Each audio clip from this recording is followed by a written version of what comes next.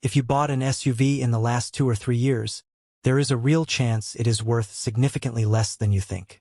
Not because something went wrong, not because you made a bad choice, but because the market that made those vehicles worth top dollar has completely shifted, and most owners have not noticed yet. Today we are covering 8 specific SUVs losing ground fast, why each one is dropping, and what that actually means if you are in the market right now. Here is the short version of what happened. During the pandemic, inventory collapsed and buyers paid over sticker without hesitation. Manufacturers could not keep up with demand, so used prices surged alongside new ones. That era is over. Inventory has rebuilt significantly across most segments. Dealers are sitting on vehicles longer. Incentives are climbing back toward pre-2020 norms. And with interest rates where they are, monthly payments have pushed a large portion of buyers to the sidelines entirely.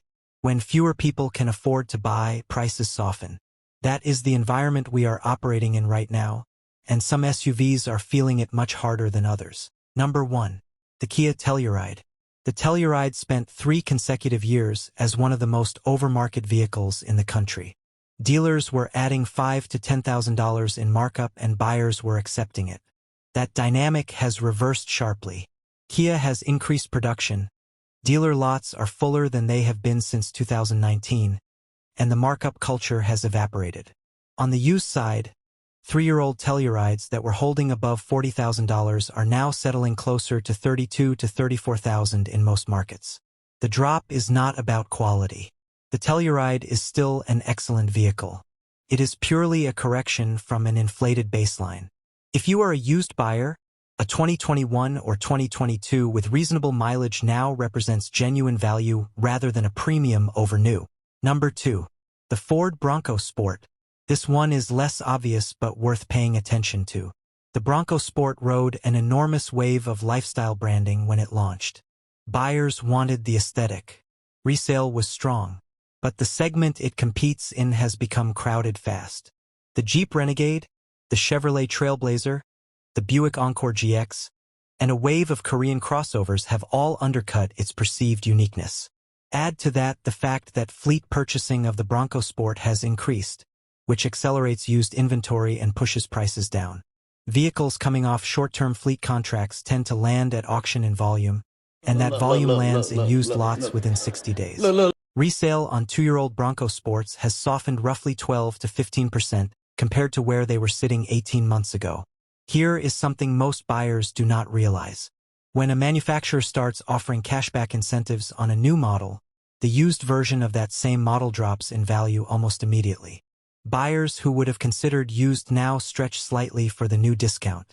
That shift in demand hits the used market within 30 to 60 days, sometimes faster. Number 3. The Jeep Grand Cherokee.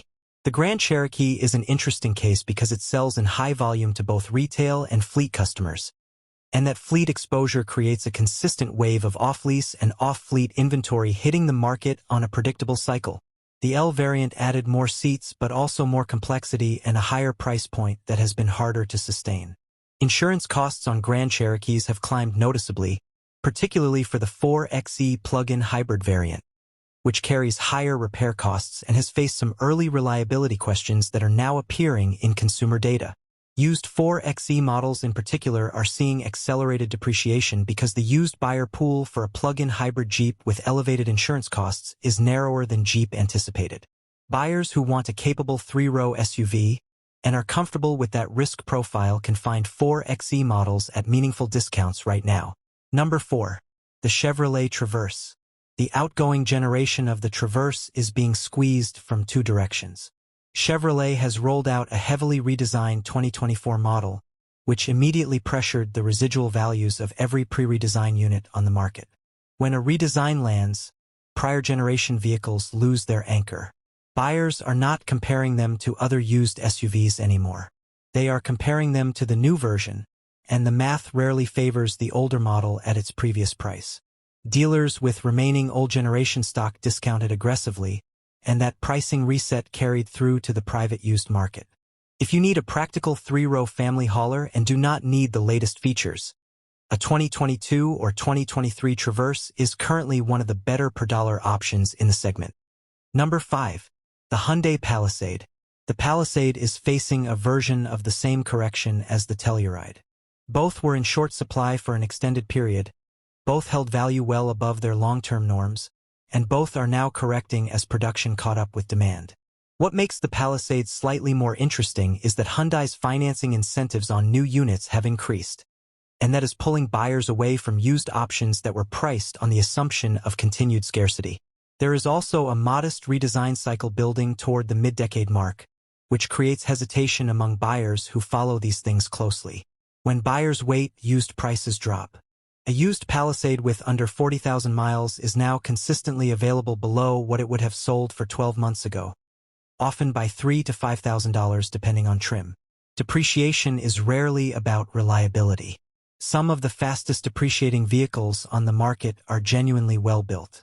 What drives the drop is supply, competition, incentives, and buyer perception. Keep that distinction clear when you are evaluating a used purchase. Number 6. The Volkswagen Atlas. The Atlas has always had a complicated value proposition.